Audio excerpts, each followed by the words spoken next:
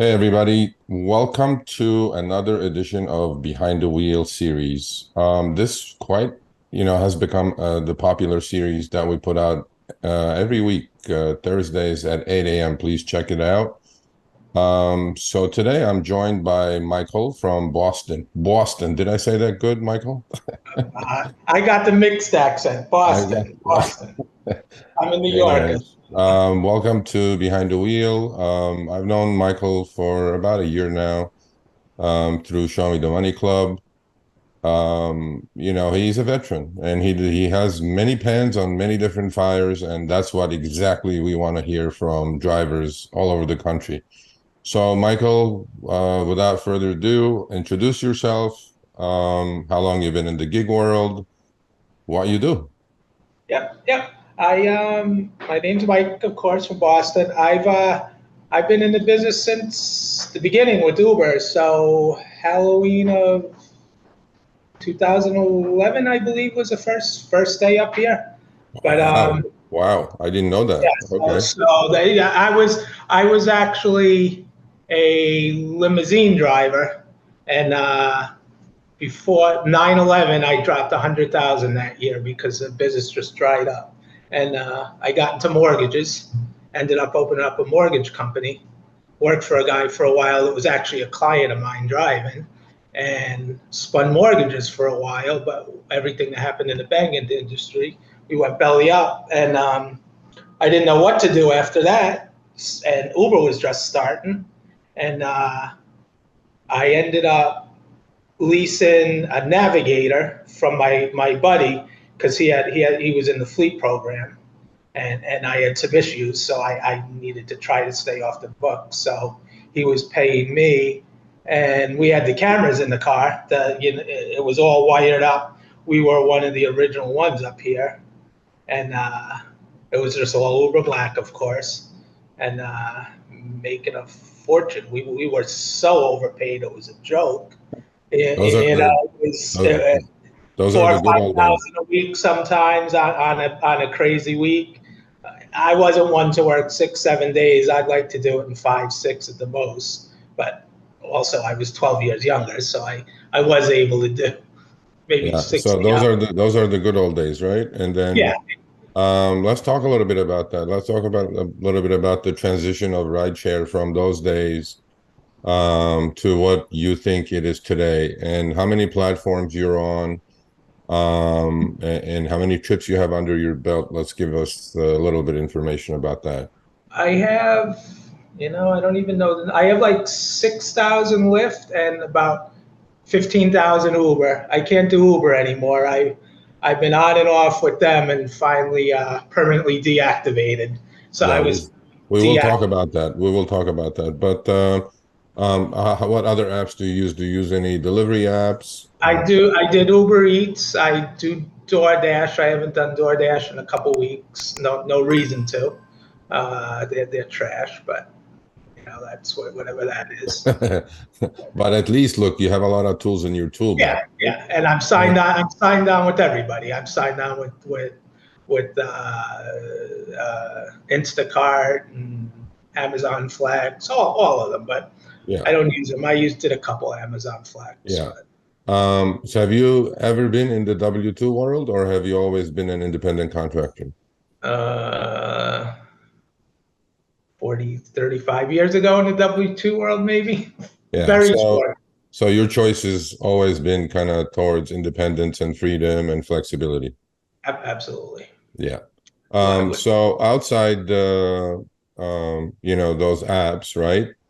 I Mhm. know you've been working towards building actually your own client base, doing something else. If you don't mind sharing that with our audience, without specific names, obviously, Yeah. we would appreciate that.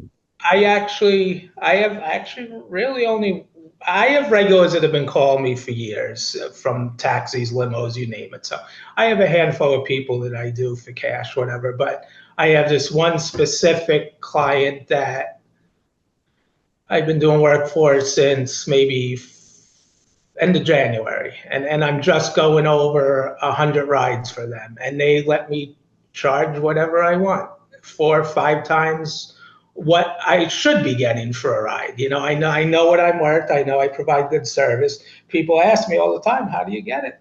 They know I provide great service for them.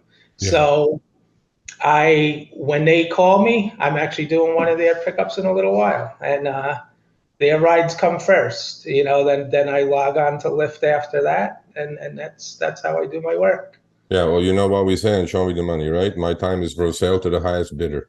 So, Absolutely, absolutely. you got to know your worth as well.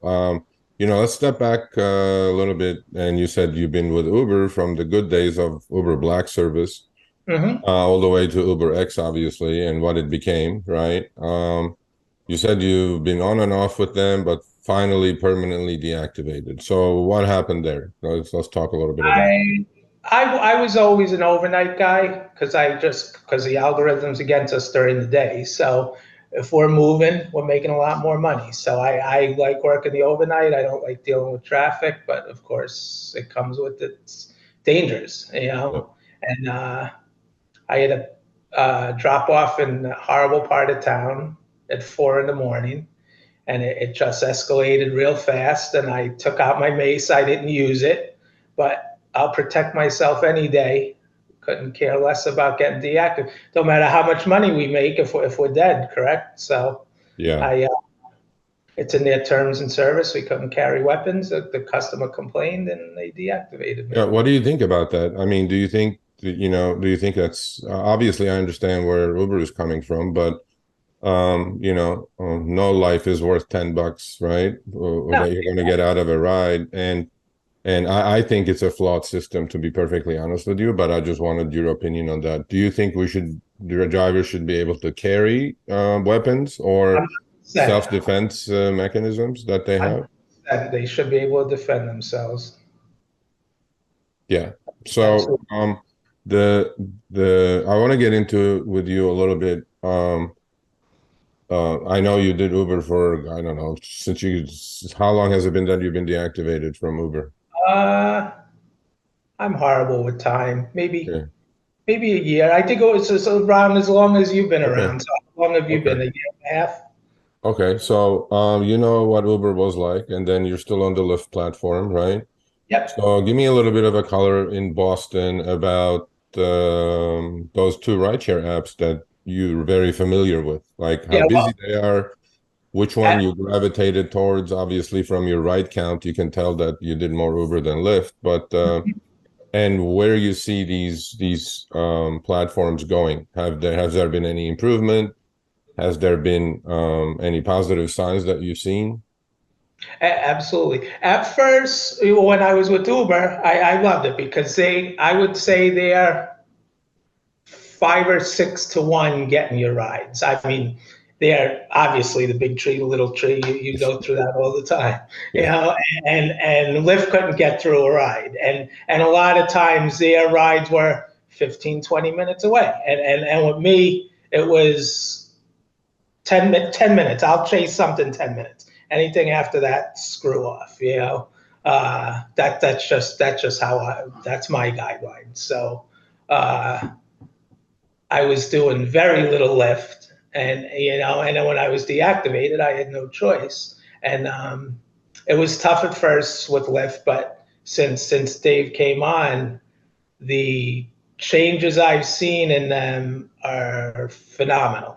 I mean, I really think Dave he's really turned it around. Not just him, but they've really come a long way as a company, and it's just much more organized. Uber is like a Chinese fire drill when you do it. You're just all over the place with the trip radar, and just Lyft is just a much better experience, and Yeah. you can make money now too with Lyft. Yeah. So Well, as you know, we're going to interview David Risher, the CEO of Lyft, in a few weeks. And, if you were to ask him a question, what would it be?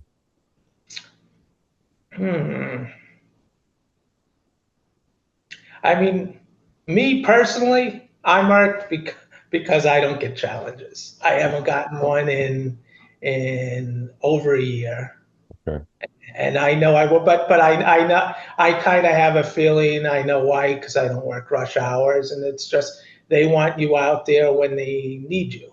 So I have a feeling I don't get those just because the way it's set up, and that's because to me, if they're not going to pay me for challenges, I'm not going to go. I'm only going to work as hard as I'm getting paid. If I feel I'm not getting treated right, I'm going to do the bare minimum. And Yeah. I always, Well, obviously it's the top complaint of a lot of drivers that they're not making as much money as they used to. Do you think the driver community in general, not just in Boston, but around the nation, do you think the driver community's expectations are too high when it comes to rideshare? absolutely. How much do you expect to make driving? That's why, like, I know I find a way to make it work and make my numbers work for me. I wouldn't be doing it as long as I have been, and I'm still doing it. So I mean, what do you expect to make driving? $100 an hour? It's. I think some of their expectations are way too high. Yeah, so you're being a realist more than anything else, which I think is the correct way to look at it. And you have done the correct things, right? You have all the apps available to you to work whenever you choose, and choose the best offers out of them. So we have two thoughts on Show Me the Money, or actually two unions, let's call it, right?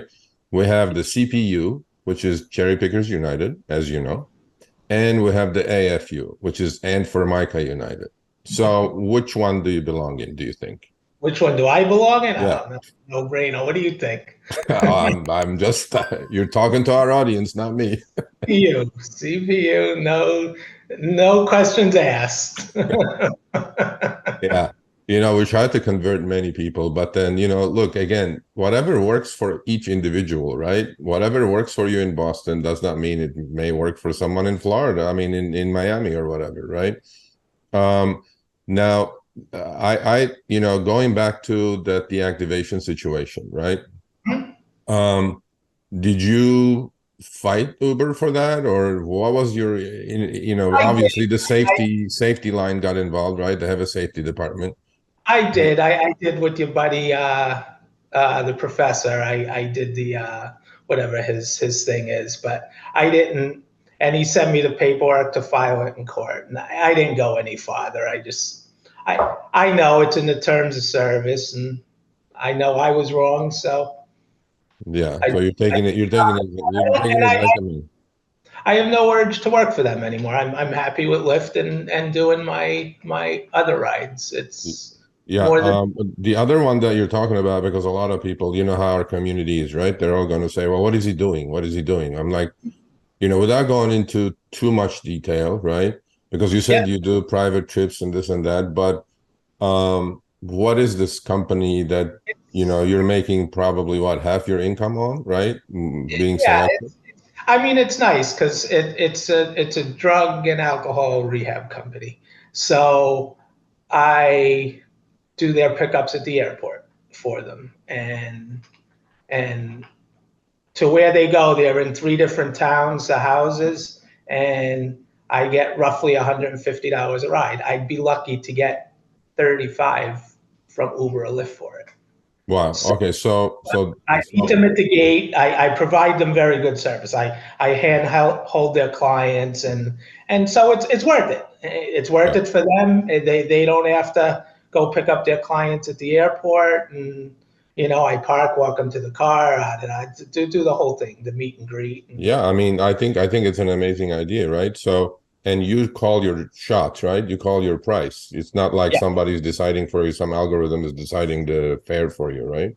yes, Yeah. yes. So So, I think, you may be onto something here. As a matter of fact, in every city, I'm sure there is a lot of these rehab centers around the country, right? And I mhm. think that you may have just given, our audience a hint about, as an independent contractor, approaching these types of outfits and companies and offer your services to them, which you did, and it's working out for you. Yes, yes. It's I'll take their work over anybody, and they know it. So they'll call me an hour before. See, they don't know, of course, because these people are going into addiction treatment, so they'll call me sometimes a couple hours before. We have this flight later for you, or sometimes they'll give me a day's notice. It's whatever. And if I can't deal with it myself, I have some old limo buddies I just contracted out to, and they take care of them just like I would. Yeah, that's great. So here's some bit of advice from a veteran who's been in the transportation industry from limos to cabs, now down to the on-demand apps. There's always opportunity in the industry. You just got to go find it. Nobody's going to hand it to you. And Michael went out and found it. When it comes to Boston, I mean, are you in the city? Is it like the really busy part of town, or where are you at? I'm I'm about 20 miles out south of the city. I'm on the south shore, but I was trying to. That was part of me too with Lyft. I was trying to force the issue down here and just work like noon to midnight and um, just try to stay away from the city, away from the traffic. But it's just such a Boston company, a city company, so much more money working in town. So I've been going. That's what I do. Yeah. You know, in So town. give me a typical schedule of Michael's day. Like I know you I'm said you work late hours, so uh I work. I won't give them any rush hours because they're not paying me any money. To, any challenges, So I don't even go on till 7. It's kind of make my way into town and hustle till we had the tunnel just reopened today actually, but we had the tunnel closed all summer, so the traffic in the airport was a total disaster all summer. yeah. So I wouldn't do. I was setting the filter where I couldn't go in the airport. I'd start going in after 3 in the morning. I'd knock out a bunch, but then the tunnel would get all backed up at 5 o'clock. So I wouldn't do any more airports after 5 in the morning, and I'd be home sleeping by 6. I won't refuse to give them any rush hours if they don't give me challenges. So I just So work like in the remaining few minutes, let's talk a little bit about as we say, we should use all these apps for a plan B, plan C, if you have it, and build towards a financially free future. And it seems like you're doing well, right? And as we know, in our community, a lot of people complain about not being not just profitable, but not just surviving, right? They're all complaining about making less and less money, and I do get it. I understand it, and that's what the apps have to do. They have to charge as much and pay as little as they can, and that's it. That's the way they're going to be profitable. But tell me how much longer you're going to keep using the apps, or are you going to totally pivot towards your addiction center trips, or what are you doing? Yeah, well, if they grow, I'm going to grow with them with the addiction center. But it works for me. Like I'm a poker player too, so I can just pop in the casino whenever I want if I'm up there, knock out a couple poker hands and win some money too. So it works for me with my life. Yeah. To me, I'm trying to. If I could get it down another 5 hours a week, I'd be thrilled with it. I make what I want. I don't, I'm not looking to work 78 hours. I want to work 40, 45 hours a week and make my 2,000 and go home. Yeah. That's all Well, I can. I want to work smarter, not harder. yeah, I agree with you. But trying to make a couple of K a week, just doing rideshare, I don't think is possible in 40 hours anymore. Yeah, yeah. I'm at the point where it's like 40, 45 to Yeah, 50. I could get it down a few more. I'd be thrilled. yeah. And tell us a little bit about um, you know, the future plans. I mean, everybody has to have a future plan. How much longer do you think you're going to be driving? Yeah, I'd like to get back into trading and I put that on hold just because I work nights and it's hard to wake up early and focus, and you know that you trade yourself. So Yeah. I'd like to work that back in. Yeah. And lastly, I'll give you a couple of minutes to close. And I mean, you're a veteran. Yeah. They should listen to veterans, first of all. Newbies, even the veterans who think they're veterans, should definitely listen to experienced veterans like Michael here.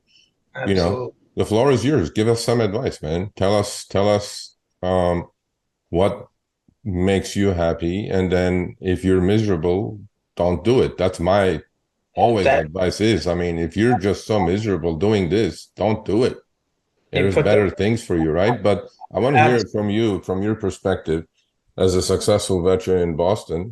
Give us some advice, man.